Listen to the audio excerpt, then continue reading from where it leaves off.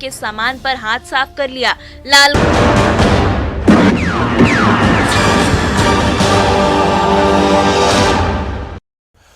बात जुर्म से जूझते अवाम की हो या समाज में बढ़ते क्राइम ग्राफ की, अपराध की हर सूरत के पीछे छिपा होता है कोई ना कोई गुनहगार। नमस्कार, मैं हूं आपके साथ अलीम अतहर। तफ्तीश की राह में आने वाली हर कड़ी सुराग बनकर पहुंचाती है गुनहगारों को सलाखों के पीछे। आप बने रहिए हमारे साथ, क्योंकि हर जुर्म के खिलाफ हमारी तफ्तीश लगातार जारी है।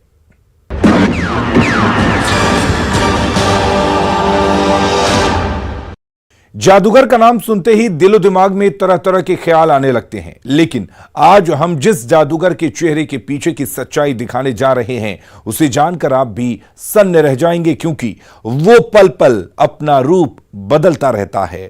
कॉन मैन की तरह जब लड़कियों को अपनी जाल में फंसाना होता था तो वो जादूगर बन जाता था और टच करते ही लड़कियां उसके बस में आ जाती थीं।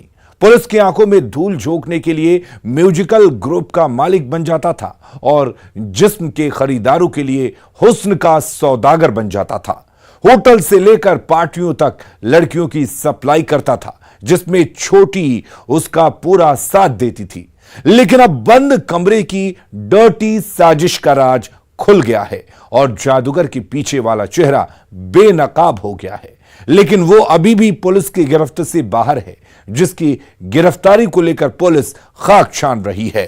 क्या है जिस्म फरोशी के जादूगर की डर्टी कहानी, इस रिपोर्ट में देखिए। गुलशन किंग की डर्टी साजिश बेनकाब।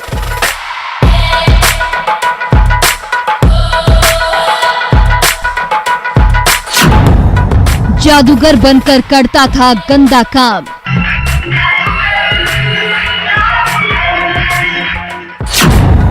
छोटी देती थी बदनाम धंधे में पूरा साथ।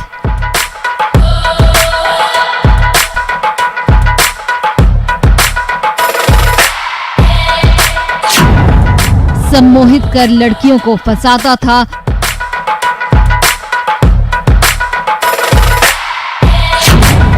और जिस्म फरोशी के दलदल में धकेल देता था।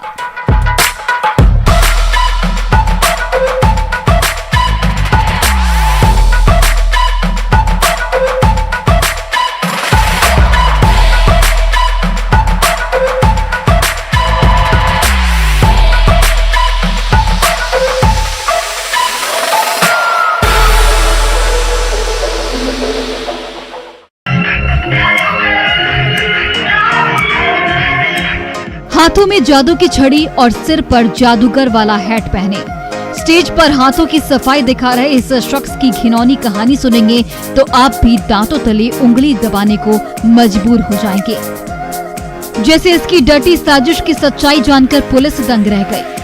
कहने को तो ये जादूगर है जो अपनी हाथों की सफाई दिखाकर बर्थडे पार्टी और स्टेज शो करके लोगों का दिल बहलाता है, होठों पर मुस्कान बिखेरता है, दिल में एक गहरी साजिश लिए जिसे अंजाम तक पहुंचाने के लिए ये अपने हुनर को हथियार के तौर पर इस्तेमाल करता है और हजारों लोगों की भीड़ के सामने उसे मुकाम तक पहुंचा देता है, जिसकी भनक तक सामने वालों को नहीं लगती थी, क्योंकि ये इतने शातिराना तरीके से अपनी साजिश को मुकाम तक पहुंचाता था कि किसी को शक भी नहीं होता था।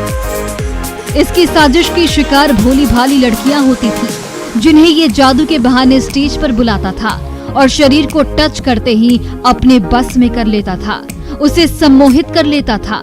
उसके बाद शुरू होता था डर्टी खेल।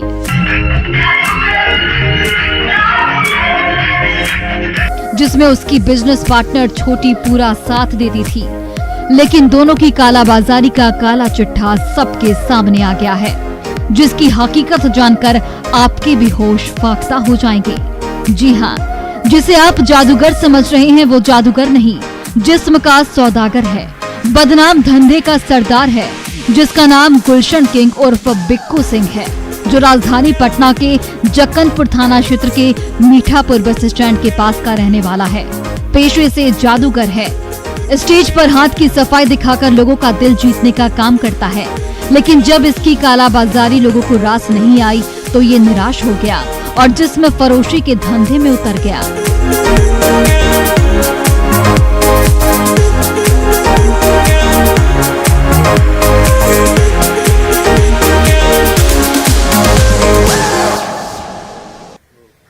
गुलशन जादूगर से गंदे धंधे का सरदार बन गया। पटना को गुलशन ने अपना गंदे धंधे का सेंटर बनाया। बिहार समेत यूपी, छत्तीसगढ़ और बंगाल से लड़कियों की डीलिंग करने लगा। 2 साल में वह जादूगर से लड़कियों का बड़ा सौदागर बन गया। बैचलर पार्टियों से लेकर होटलों में लड़कियों की सप्लाई करने लगा गुलशन। इसके लिए कमीशन पर लड़कों की एक चेन बनाया और होटल से लेकर पार्टियों तक सेक्स रैकेट का जाल फैला दिया। शहर में कई बड़े होटलों में ऑन डिमांड लड़कियों को वह भेजने लगा। मेन रोल उसी का था उस केस में। मतलब एक्चुअली था क्या, वो लड़की को नौकरी के नाम पे मतलब बाहर से बुलाता था और उसके बाद प्रेशर बना के उससे जो है जबरन दे व्यापार का काम कराया जाता था। कई राज्यों से भी लड़की बुलाने का काम करता था जी, इसमें तो छत्तीसगढ़, वेस्ट बंगाल। जो मजबूर और लाचार लड़कियों को अपनी जाल में फंसाकर कभी स्टेज पर ठुमके लगवाता था तो कभी होटल के बंद कमरे में जबरन भेजकर जिस्म के खरीदारों की हवस की भूख मिटाने को बेबस करता था और मुंह मांगी रकम वसूलता था।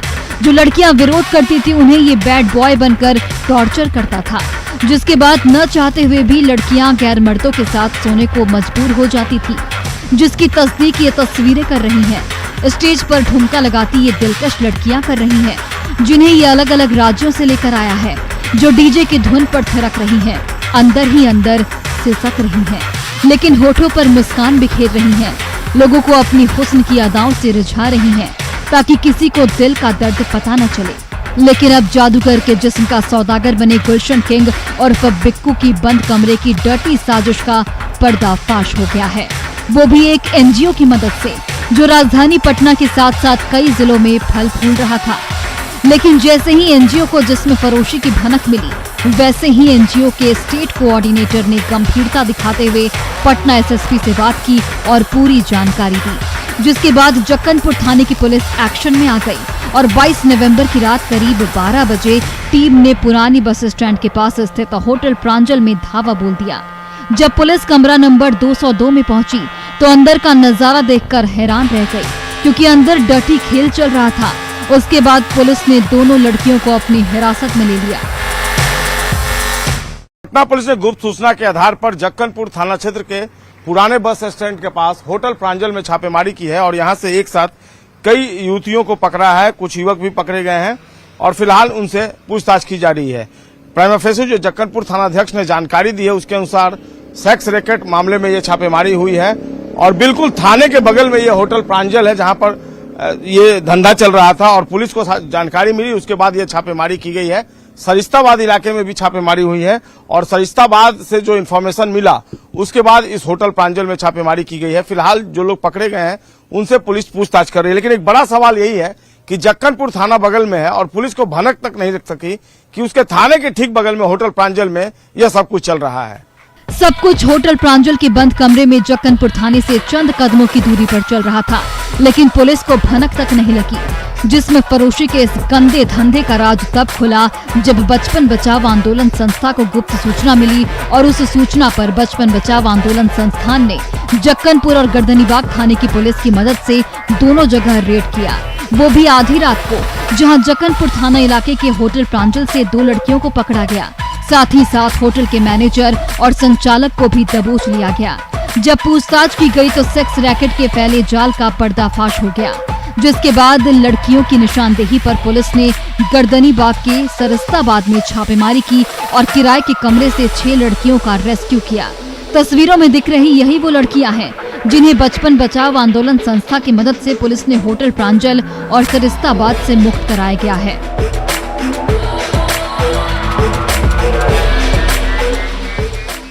पटना एसएसपी एमएस ढिल्लों से उन्होंने कंसल्ट किया और एसएसपी के निर्देश पर यह पूरी कार्रवाई हुई, जिसमें जक्कनपुर थाने की पुलिस जो थी वो मौजूद थी इस एक्शन में। और सबसे बड़ी बात यही है कि सरिस्ताबाद, पूर्वी सरिस्ताबाद में भी ये सब कुछ चल रहा था और उसके बाद ये इस तरह की कार्रवाई। तो निश्चित तौर पर पटना पुलिस ने एक बड़ी कार्रवाई की है बचपन बचाओ आंदोलन के सहयोग से। जो बच्चियां हैं ये रेड हुई है तो जक्कन होटल प्रांजल से कुछ लड़कियां बरामद हुई है और जो यहाँ से 2 लड़कियां बरामद हुई है और बाकी 6 लड़कियां बरामद हुई है आपकी पूर्वी सरिस्ताबाद से। वो गर्दन वहीं पर इन सारे लड़कियों को वहीं पर किराए लेके किराए के घर पे रखा जाता था। सुन लिया आपने, सभी लड़कियों को सरिस्ताबाद में किराए के मकान में रखा जाता था और वहीं से होटल के बंद कमरे में भेजा जाता था। जहां ये लड़कियां बगैर मर्जी के खरीदारों के जिस्म की प्यास बुझाती थी, हवस की भूख मिटाती थी। रेस्क्यू के बाद जब इन लड़कियों से पूछताछ की गई तो पता चला कि सभी लड़कियों को अलग अलग राज्यों से ऑर्केस्ट्रा, शादी समारोह और पार्टी में डांस कराने के लिए लाया गया था, जिसमें उत्तर प्रदेश, पश्चिम बंगाल और छत्तीसगढ़ की लड़कियां शामिल हैं। लड़कियों ने बताया कि ऑर्केस्ट्रा में काम करने के नाम पर हमें बुलाया गया था और यहाँ लाकर हमें जिस्म फरोशी के गंदे धंधे में जबरन धकेल दिया गया। जिस्म का सौदागर और गुलशन म्यूजिकल ग्रुप का संचालक गुलशन सिंह उर्फ बिक्कू और उसके बिजनेस पार्टनर छोटी कभी होटल के कमरे में भेजती थी तो कभी किसी कस्टमर के साथ रात बिताने को कहती थी, जिसे न चाहकर भी करना पड़ता था। होटल में और बाकी होटल मैनेजर्स हैं, और जो इनका रैकेट चलाता था एक लड़की, एक को एक्यूज्ड है, वो भी पकड़ी गई कर रहे हैं आप? जी, रेस्क्यू कर रहे हैं। जक्कनपुर थाना के ठीक बगल में स्थित होटल प्रांजल और गर्दनीबाग थाना क्षेत्र के सरिस्ताबाद में एक कमरे में रेस्क्यू कराई गई 8 लड़कियों से जब पुलिस ने पूछताछ शुरू की तब लड़कियों ने गुलशन सिंह उर्फ बिक्कू और छोटी सिंह का नाम बताया। वहीं से इस बात की जानकारी मिली कि गुलशन म्यूजिकल ग्रुप का मालिक है, जो जादूगर बनकर पुलिस की आंखों में धूल झोंक रहा था, जिसमें छोटी गुलशन का पूरा साथ देती है और धंधे को संभालती भी है। इतनी ही नहीं, अलग अलग राज्यों से लड़कियों की डीलिंग भी छोटी सिंह किया करती थी और डांस सिखाने के बहाने उन्हें पटना लाया करती थी और ट्रेनिंग के बाद जिस्म फरोशी के दलदल में धकेल देती थी, जिसे समझने के लिए गुलशन किंग और बिक्कू सिंह के जिंदगी के पन्नों को पलटना पड़ेगा, जहां से जादूगर गुलशन जिस्म का धीरे धीरे सौदागर बन गया। 22 नवंबर की रात होटल प्रांजल और सरिस्ताबाद से रेस्क्यू की गई लड़कियों की माने तो आज से 2 साल पहले गुलशन कोलकाता में रहकर जादू सीखने का काम करता था। वहीं से लड़कियों के करीब आने लगा और गर्ल्स स्कूलों को टारगेट करने लगा। जादू दिखाने के बहाने स्कूलों में एंट्री ले लेता था और जादू के बहाने लड़कियों को अपने पास बुलाता था। जादू से प्रभावित कर लड़कियों को जाल में फंसाता था, शरीर को स्पर्श कर सम्मोहित करने की कोशिश करता था, क्योंकि गुलशन सम्मोहन कला में हाथ आजमा रहा था। जब लड़कियां आकर्षित हो जाती थी तो वो डांस सिखाने का झांसा देकर अपने म्यूजिकल ग्रुप में लेकर आता था। गुलशन बैचलर और बर्थडे से लेकर अन्य पार्टियों के सहारे पटना के कई घरों में अपनी दखल बना चुका था। वहां ऐसे युवकों पर नजर रखता था जो थोड़ा रंगीन मिजाज के दिखते थे। लड़कियों की चाहत रखने वालों को वह भांप लेता था और किसी न किसी बहाने उन्हें अपना ग्राहक बना लेता था। पटना के 70 फीट और रामकृष्ण नगर से लेकर कई बड़े मोहल्ले में वह बर्थडे पार्टियों में जादू दिखाने के बहाने जाता था, लेकिन वहां भी वह अपने मिशन पर ही काम करता था। छत्तीसगढ़ और उत्तर प्रदेश में कई स्कूलों में जादू दिखाने जा चुका है।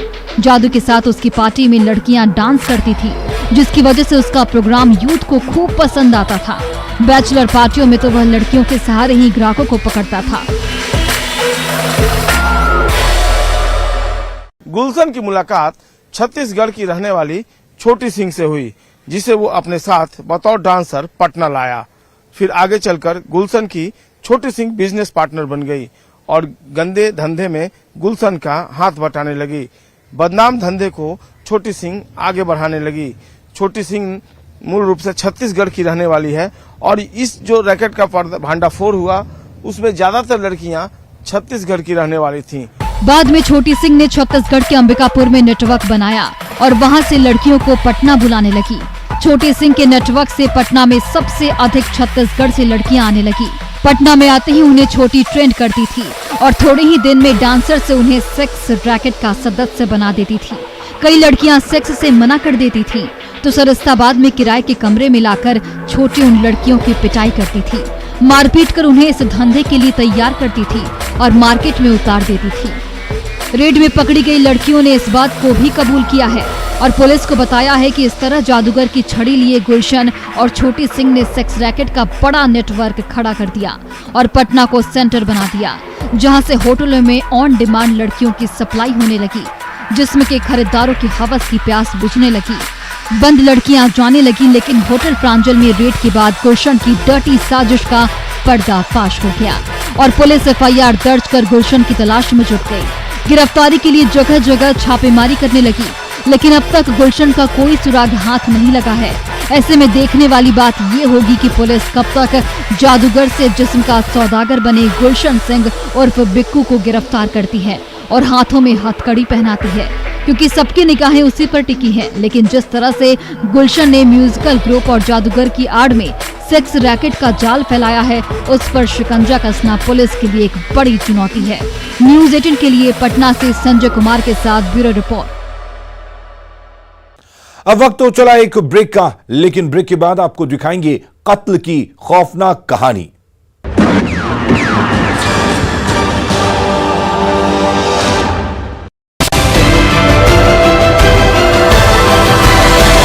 दो दुकानों में सेंधमारी से हड़कंप मच गया है।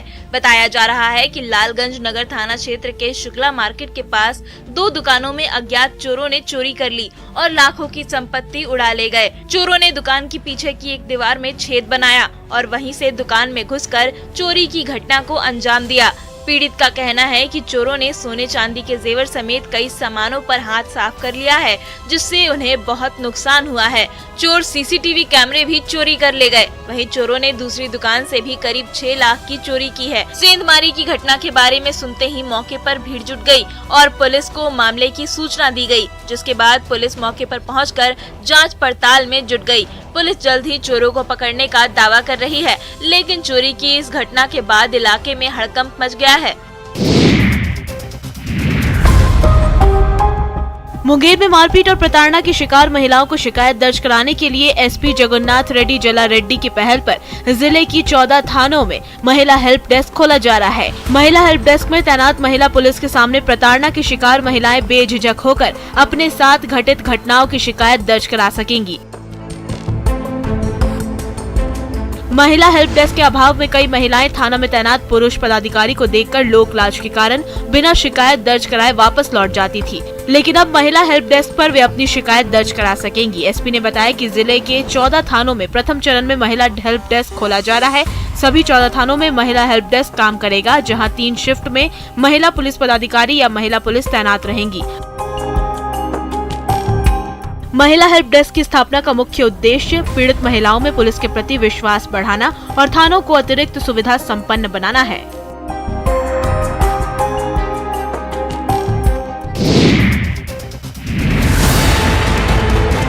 दिल्ली के महरौली इलाके में हुए श्रद्धा हत्याकांड में रोज नए खुलासे हो रहे हैं। इस बीच जानकारी ये मिल रही है कि साल 2020 में श्रद्धा ने मुंबई पुलिस को चिट्ठी लिखकर आफ्ताब की शिकायत की थी। श्रद्धा ने कहा था कि आफ्ताब मुझे जान से मारकर।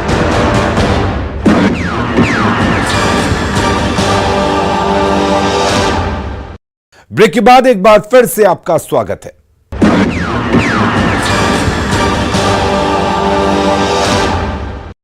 समस्तीपुर में बदमाश इतने बेखौफ हो गए हैं कि राह चलते लोगों को अपनी गोली का शिकार बना रहे हैं, खाकी के खौफ को खामोश कर रहे हैं और खुली चुनौती देते हुए खूनी खेल को अंजाम दे रहे हैं। इस बार अपराधियों की गोली का शिकार एक मैरिज हॉल का संचालक हुआ है, जिसकी हत्या के बाद से हाहाकार मचा हुआ है और पुलिस अपनी नाकामी का पर्दा डाल रही है, जिसे लोग खौफजदा हैं और कह रहे हैं कि मनोहर की हत्या एक सोची समझी साजिश है। मैरिज हॉल के संचालक की हत्या से हड़कंप, सड़क किनारे मिली खून से लथपथ लाश। क्या है मनोहर की हत्या का राज?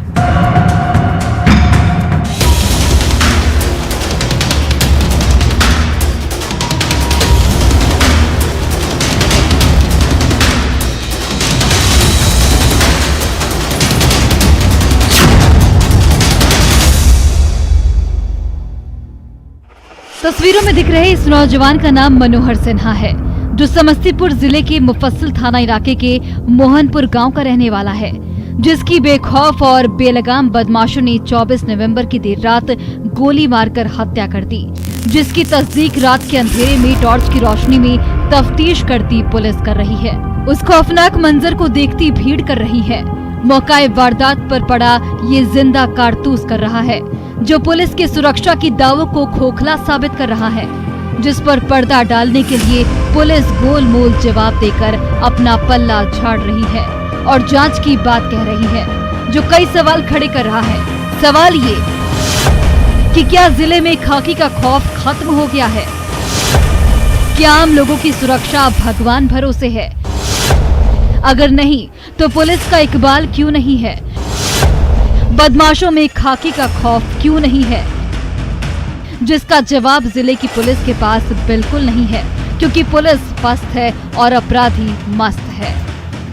जिसकी तस्दीक अस्पताल में मौत की नींद सो रहा मैरिज हॉल संचालक मनोहर सिन्हा कर रहा है, जिसे बेखौफ बदमाशों ने पुलिस को खुली चुनौती देते हुए मौत के घाट उतारा है।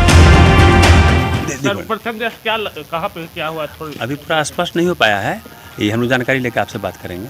तो घटना कहाँ पे है? घटना तो अभी स्पष्ट नहीं हो पाया है, वही हम लोग पूछताछ कर रहे हैं, पूछताछ कर रहे हैं। जैसे कि चट्टे आदमी एक आदमी आया, हम आके खाने खा रहे थे, चट्टे एक आदमी आया बुलाने के लिए, एक आदमी उल्टा हुआ। कहाँ पर? मोहनपुर। किस जगह पर? पावर्स के गेट पे। सुन लिया आपने, जिस थाना इलाके में हत्या की वारदात हुई है उसी थाने के थानाध्यक्ष को कोई जानकारी ही नहीं है, क्योंकि पुलिस रात में गश्त पर जाती ही नहीं। अगर पुलिस गश्त पर रहती तो शायद हत्या की ये वारदात ही नहीं होती, जिसके बारे में बताया जाता है कि रात करीब 11 बजे के आसपास मोहनपुर के पास सड़क किनारे मनोहर सिन्हा को खून से लथपथ देखा गया, जिसके बाद स्थानीय लोगों ने मुफस्सिल थाने की पुलिस को खबर दी। साथ ही साथ मैरिज हॉल में काम करने वाले स्टाफ को भी लोगों ने इसकी जानकारी दी, जिसके बाद मजदूरों ने मौके पर पहुंचकर आनन फानन में अस्पताल पहुंचाया, जहां डॉक्टरों ने मृत घोषित कर दिया। इतने में पुलिस भी मौके पर पहुंच गई और तफ्तीश में जुट गई। इस दौरान पुलिस को मौके पर खड़ी मृतक की कार मिली और पास में पड़ा मौत और खौफ वाला जिंदा कारतूस मिला, जिसे समेटकर पुलिस वापस लौट गई। लेकिन सवाल ये है कि क्या मृतक मनोहर सिन्हा की किसी से कोई दुश्मनी थी? क्या पुरानी अदावत में हत्या की वारदात को अंजाम दिया गया है? अगर नहीं तो मनोहर सिन्हा की हत्या के पीछे का सच आखिर क्या है? लेकिन अफसोस कि इन सवालों का जवाब न तो मैरिज हॉल में काम करने वाले उन मजदूरों के पास था और न ही पुलिस के पास। हम उधर से सर आए, डिप्टी से आए गाय चरा के, तो देखे यहाँ पर गिरा हुआ था। तो हमें फ़ोन किए। कहाँ फोन? सुजीत भाई को। तो वो बोले कि रिमझिम का में जाकर बोलो किसी को। तो हमें गए, इनको बोले। तो सुजीत भाई पहले बोले कि जाओ उठा पुठा कर, हमको भैया हम अकेला नहीं जाएंगे, कि हम गरीब आदमी हैं, फंस जाएंगे इसमें, हम बजाए सोने के लिए। तो जाओ रिमझिम में जाओ, उनका स्टाफ को बोल दो। हम भी गए, हम भैया हो एक आदमी वहाँ लेटर रहो, जाकर देखोगा। हमारा के बोल दिया कि काम करने के लिए, ठीक काम कर रहे थे। 11 बजे खाना खाने के लिए गए, तो 19 से उम्र पर एगो घर है बगल में, एक आदमी कहने आया झगड़ा झांटी हुआ है। तब 2 आदमी गया है बैक गाड़ी से 2 चक्का से, तो बैठा के लेके आया, तब हॉस्पिटल लेके आए। क्या नाम हुआ? हत्या की इस खौफनाक वारदात के बाद से आशंका जताई जा रही है कि मनोहर सिन्हा की हत्या साजिश के तहत की गई है। किसने की, क्यों की, ये किसी को नहीं पता। इससे पहले भी बेखौफ अपराधियों ने विभूतिपुर में एक युवक की हत्या कर दी थी और शव को जमीन में दफन कर दिया था। उस केस में भी पुलिस के हाथ खाली हैं और जिले में लगातार हो रही हत्या की वारदातों से लोग खौफजदा हैं और पुलिस पर सवाल खड़े कर रहे हैं। ऐसे में देखने वाली बात ये होगी कि पुलिस मनोहर की हत्या की गुत्थी को कब तक सुलझाती है और कातिलों को सलाखों के पीछे पहुंचाती है। न्यूज़ 18 के लिए समस्तीपुर से मुकेश कुमार के साथ ब्यूरो रिपोर्ट।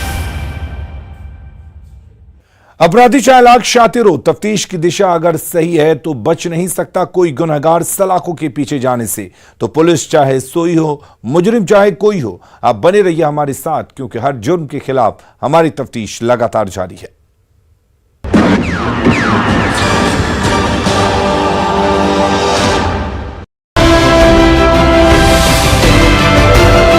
धमकी देता है